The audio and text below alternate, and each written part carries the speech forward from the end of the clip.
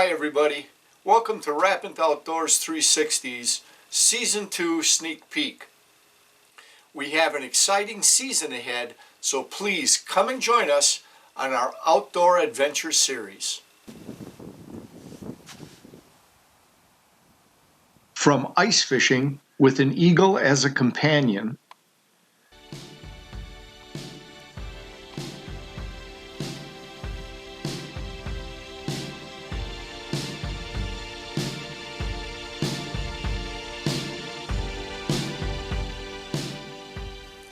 we'll be taking you back to the early to mid 1800s with our trapping endeavors. Also, a long forgotten savory food source from that same time period. Come on along, we're going to show you a little bit of how to set some traps. Hopefully you learned something, because we're still learning.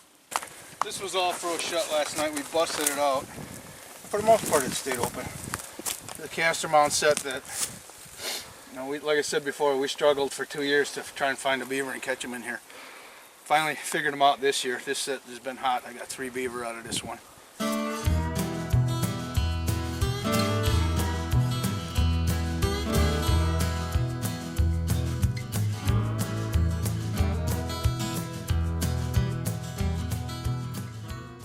Okay. Meat's been going for about 2.5 hours, a little over.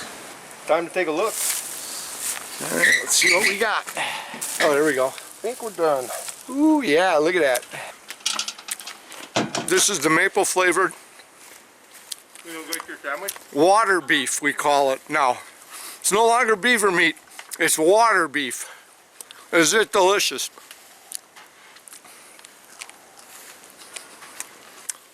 Very good. John, what are you doing? Teriyaki. Look at that. It's like beef. It looks like shredded. You can shred that. It's delicious.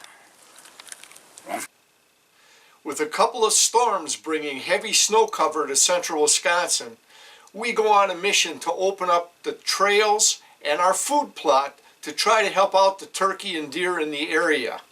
Between using the snowblower, the chainsaw, and snowshoes, we managed to get the job done.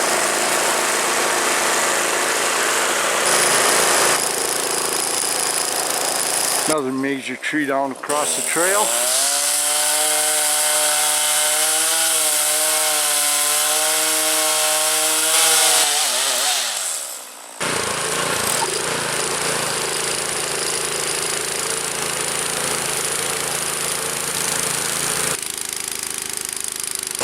We're in the process of opening up lanes here in our food plot.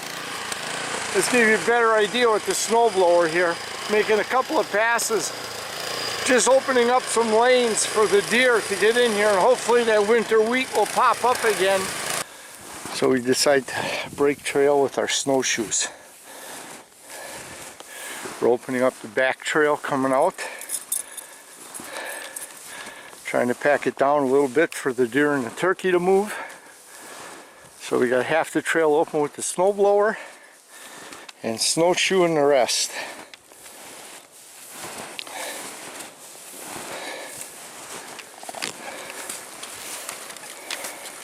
So come on along and join us on our annual pilgrimage to the Milwaukee Journal-Sentinel Sports Show, a Rapant family tradition that stretches back 50 years. Started going with my dad, took my kids, now taking my grandchildren. 4 generations going. And of course, a trip there isn't complete unless we make a stop at the trout pond. Looks like Wes has got one. There he goes. Josh got one too. That's a nice size. Wes with another one. That one he put back. That was a little one. Ooh, Grandma got one.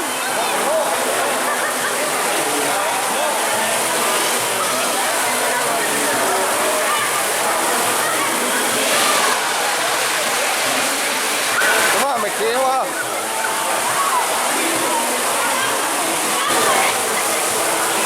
Grandma's got one.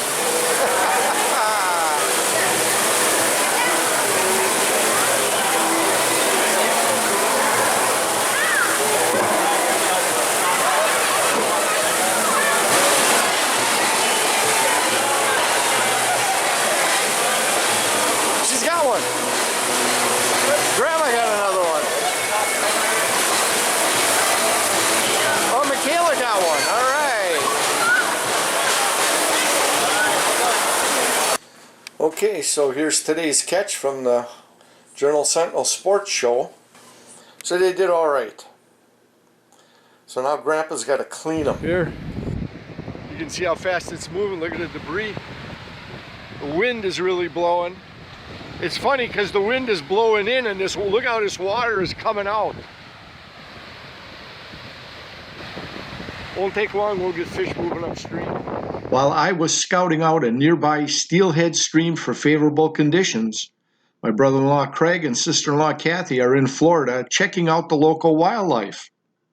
Shoot 'em! Oh, there he goes. That is so cool. There he goes. Dinner. You go right ahead, get bigger. Next, maple syrup season and our improvement project for the season, a new permanent cook shanty.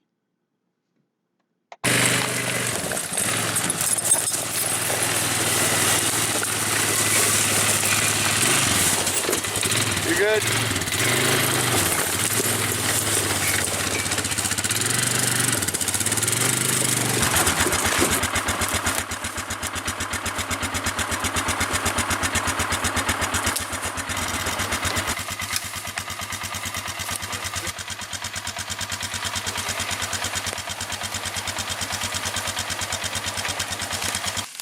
Yeah, this is starting to dissipate real quick right now. I think we're at the point that we should be pulling this. So there's the final product. We started out with about 75 gallons of maple sap and boiled it down, and we've got a little over 1 3/4 gallon of pure maple syrup. Steelhead fishing in southeastern Wisconsin. You came close quite a few times, didn't you? Yeah. Like 4 to 7 times. Wes is up there trying for it now. He's giving it a shot. They switch positions. He's going to see if he can tag that fish.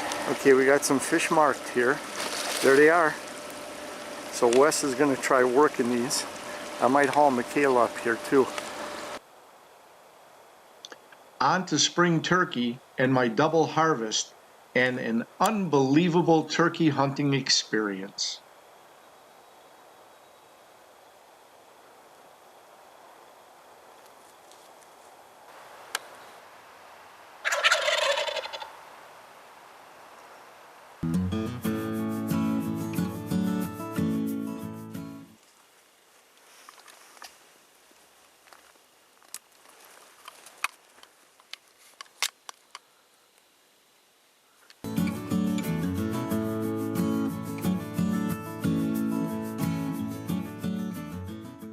Hi, welcome to the 2019 fishing season. Look at that one, nice bluegill.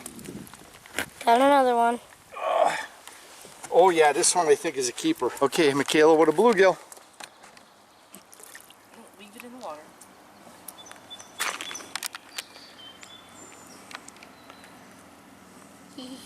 Okay, let's see that smile. You're on the board. It's a pretty big one. Got the lead. Alright. Goodbye. Okay. Papa got another fish. Hey, tied with Wes. Nice rock bass size. Here's my fill. Alright. Good job, Papa. First perch of the year. Okay, I'm just flipping them in because I barely got them hooked. Small Smalley. Alright. Good job, Wes. 5, 5, 3. Nice. That little smalley too. Nice. Alright. Goodbye, little fish. Inch tail 13. Michaela's biggest fish. Crap. My last one was 13 inches. my A biggest 13-inch largemouth. Look at that. one. My biggest one was like 12 something. I beat the record. Okay, Papa got another one.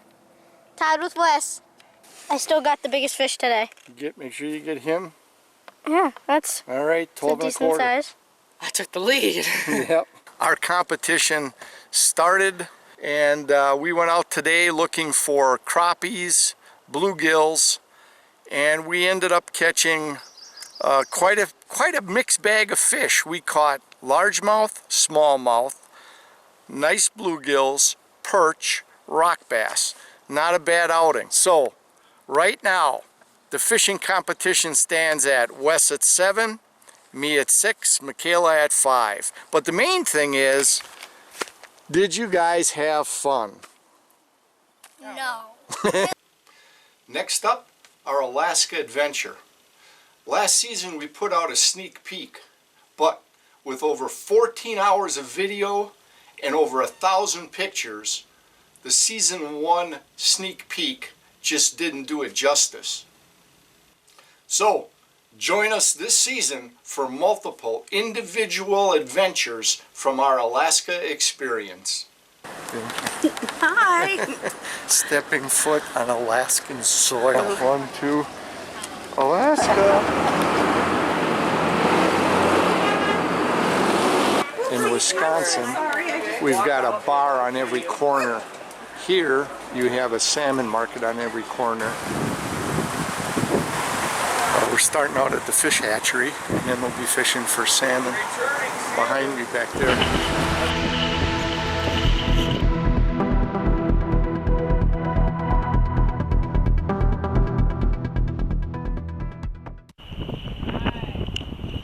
Fighting a nice one. First one there, it's flopping on the dock. See it in the corner there, flapping on the dock in the net? There's the first one. There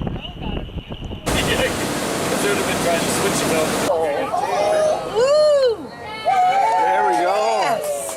Who would have known that this event would help define our state, its official sport? And nearly 4 decades later, it continues to arouse curiosity in people from one end of the globe to the other.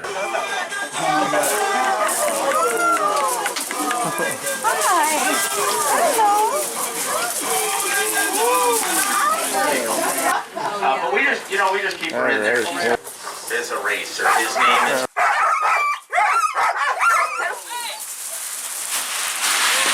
Awesome. The river is winding, big nuggets they're finding. North to Alaska, go north, the rush is on.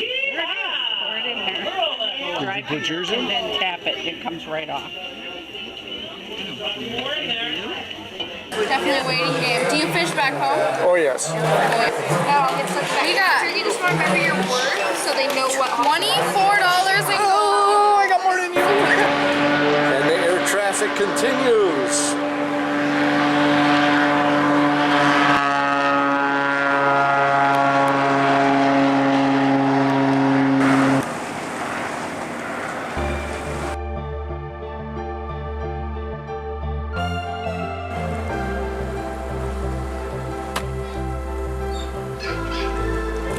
There you can see some more coming.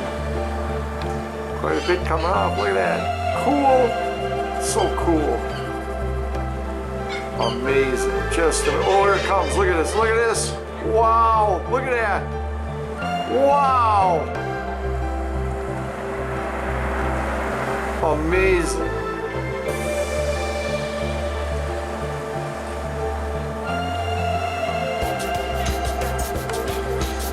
Look at that chunk of ice. Just came off the whole side.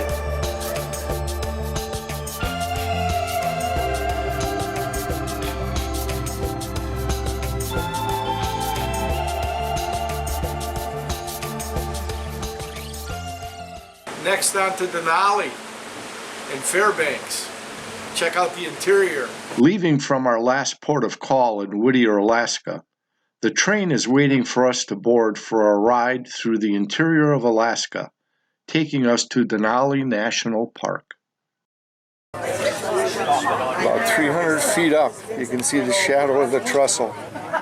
She was on the edge of the Space Needle, and now she's 300 feet up looking over the edge. She's getting better with heights, guys. 9.5 hours later, we arrive at our lodge in Denali National Park. Maybe two. Everybody excited? Yeah. See, his mom will raise him for 2 years and then tells him, go get a job. You see the moose?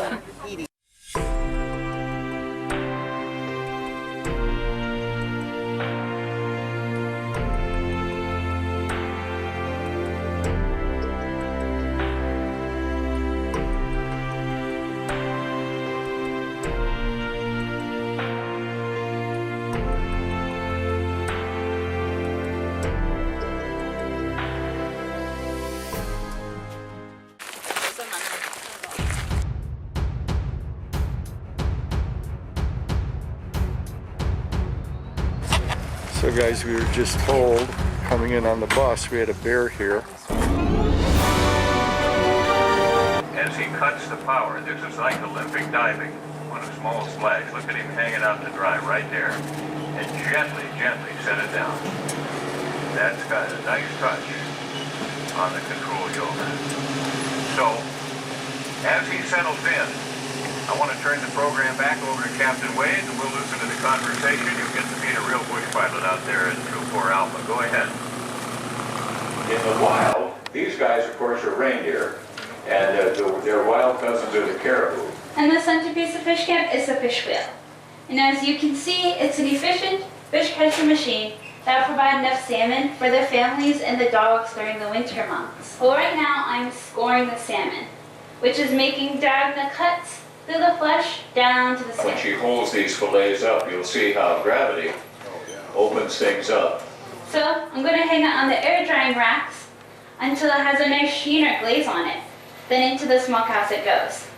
But keep in mind, each family has their own unique way of smoking a salmon. But it only stays in the smokehouse for about 2 or 3 days because we like a softer texture. And then finally, we'd smoke it with cottonwood or alder because it has a sweeter flavor until it's fully dehydrated, weighs less than a pound, and looks a little something like this. Well, that weighs a lot less than a pound, so a trapper could really pack you a sled basket with a whole lot of... What's ahead as we step off the boat for a little while this morning? Well, I'm glad to say that your guys and I are excited to show you around the Chena Indian Village and to share about our culture. A little bit on the trapping. We do modern trapping, as you know, but a little bit of history here. Up in Alaska, the native Alaskans. All right, so we're back at the trapper's cabin on the trap line. Yeah. Cudahy.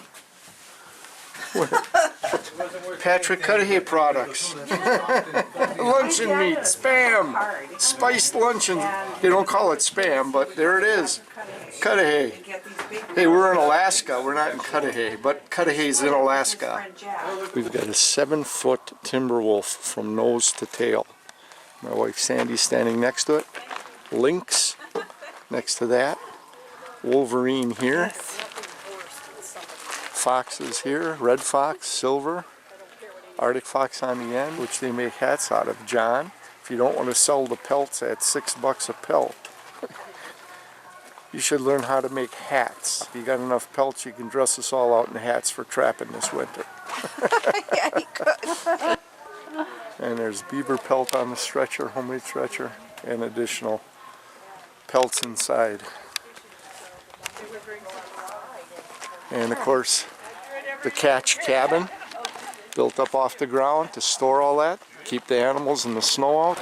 So we're in Fairbanks, Alaska. I just got off of a steamboat, paddle boat style cruiser, and we did the river tour and saw some stuff, interesting stuff that you guys saw, but it's like 81 degrees here. We're baked in Alaska. So on the sign you saw a circle, that referred to the Arctic Circle. It was 156 miles right now from the Arctic Circle. Alaska, the land of the midnight sun. 1 o'clock in the morning. The sun just cresting the trees at 1:02 a.m. This is amazing. Taking a few days off to go up fishing with Wes and Michaela to tune up for my upcoming trip to Canada.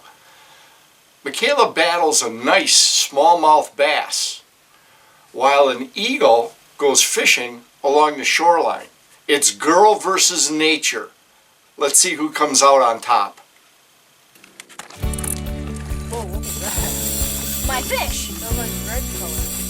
Tighten your drag a little bit, Michaela. Tighten your drag a little.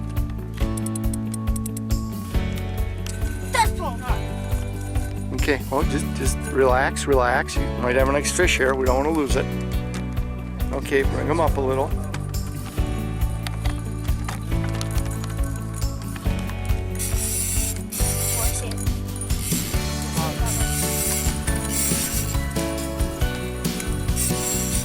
The big one.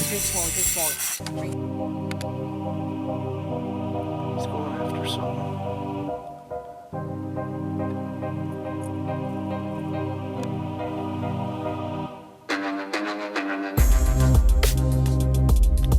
Jumped in and tried to get something, he came out with nothing.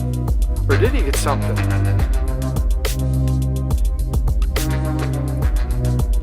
He got a fish, he's eating a fish.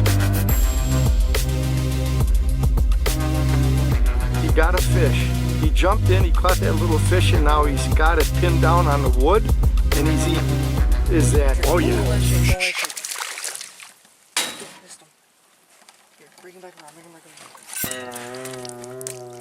He broke the line. I'd say definitely an 18-inch smallie.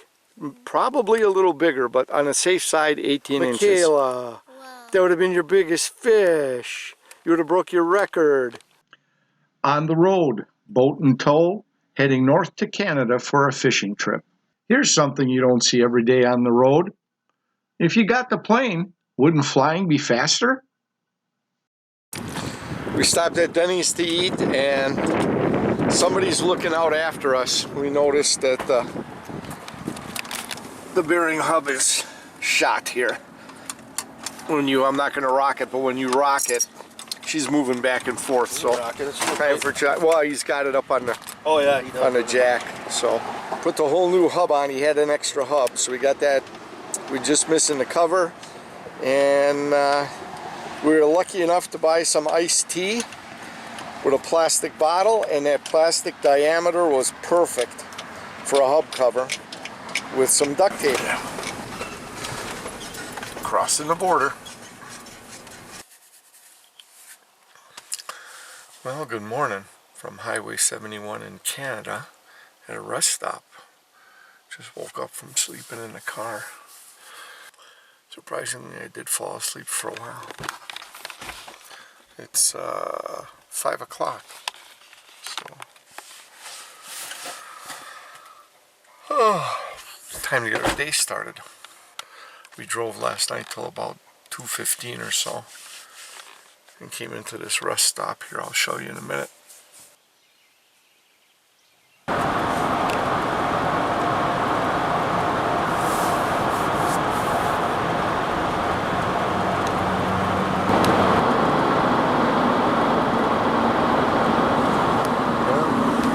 Oh, we're pulling in down on the south end of Cedar Lake. We're gonna see what we got. I know it's an unimproved launch down here, but I'm thinking we can do it because I can usually do anything. So the plan is to fish Cedar Lake before the resort opens, and then drive the boat up to the resort and have somebody drive the trailer and the truck in. All right, that was the launch. We launched that. It's 8:20.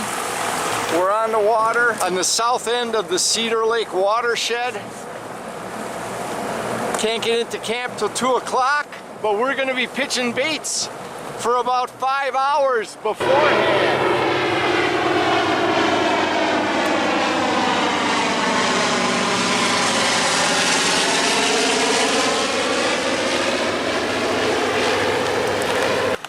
Well, the guys had an awesome start to the first day.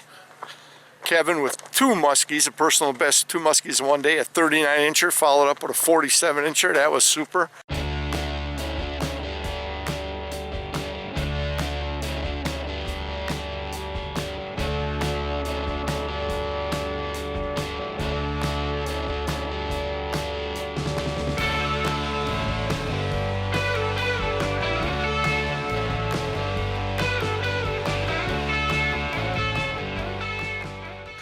They caught some walleye. He also had a nice pike.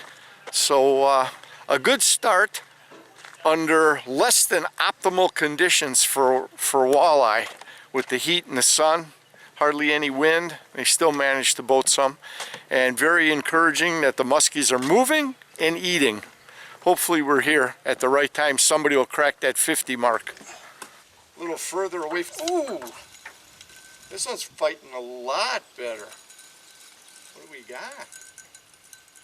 This one's staying down.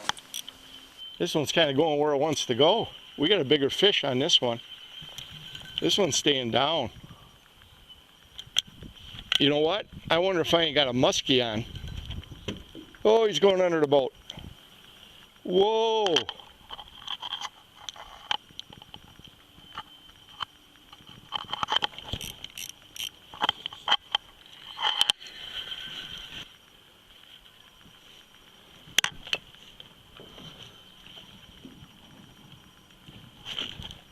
I think I got a muskie on.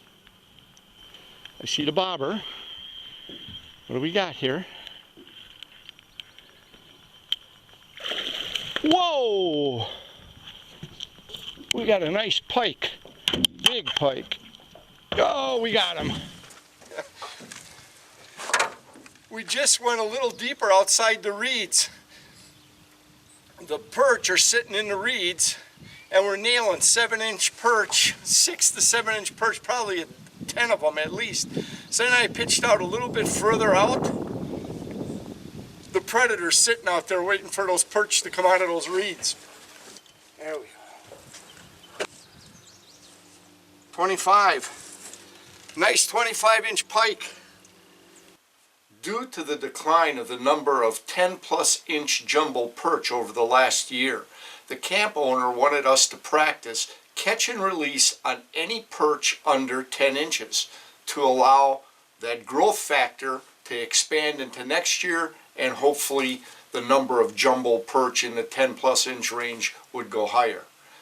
Agreeing to this, little did I know how this would affect my hard work to try to bring home a perch harvest for fish fry. 2 perch on the first 3 casts, maybe. Nothing since.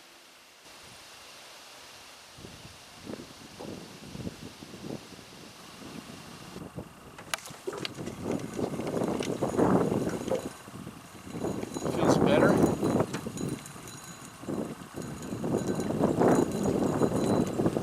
Ooh, first keeper, first keeper, first keeper, first keeper. Our first keeper, finally. 2.5 days, first keeper, 10.5.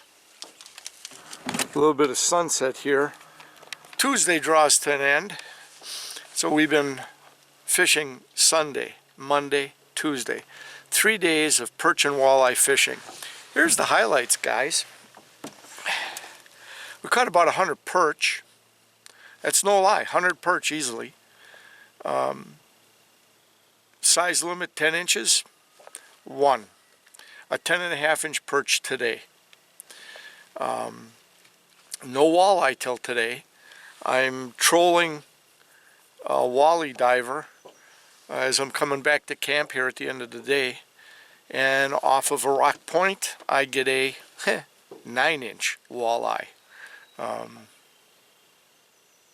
It's been a tough 3 days for walleye and perch, I'll tell you. Luckily, John and those guys have caught fish, so we get to eat, but I'm certainly not helping out at all. Probably 20 to 30 fish in that 9-inch range, 9 to just under 10.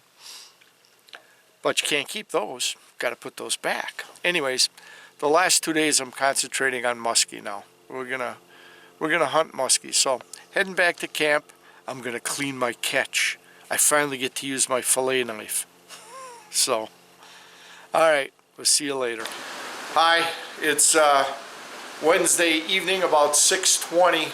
It's pouring outside, and I've been in since 1 o'clock. We chased muskies this morning, and it's terrible out there. I don't feel like getting soaking wet. It's pouring. Here, take a look at the conditions out there. The rest of the crew I'm up here with, they're all out there chasing muskies in this. I wish them the best of luck. Kevin pulled in a 40-incher in the rain before. That gives him 3 muskies for the week, a 39, a 40, and a 47. He's easily going to be crowned king of the week. Now, while I had my issues with the perch and the walleye, check out what the rest of the crew was doing the past couple of days. They had some really nice success. Check this out.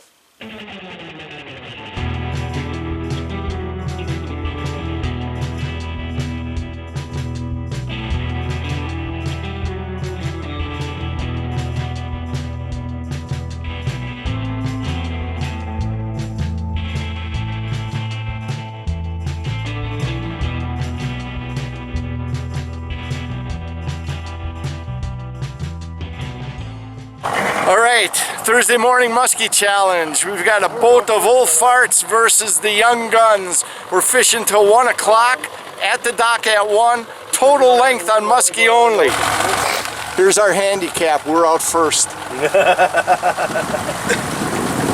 That's all the edge we need. So it's 20 after 10. Into the muskie challenge for what, 2.5 hours roughly, and John was fortunate enough, had 2 strikes on a Booker top raider on the west side from the camp, but we've got a nice front moving in here. We're hearing some thunder off in the distance. Here, take a look at this. Our competition is on till 1 o'clock. I'm not sure we're going to make 1 o'clock.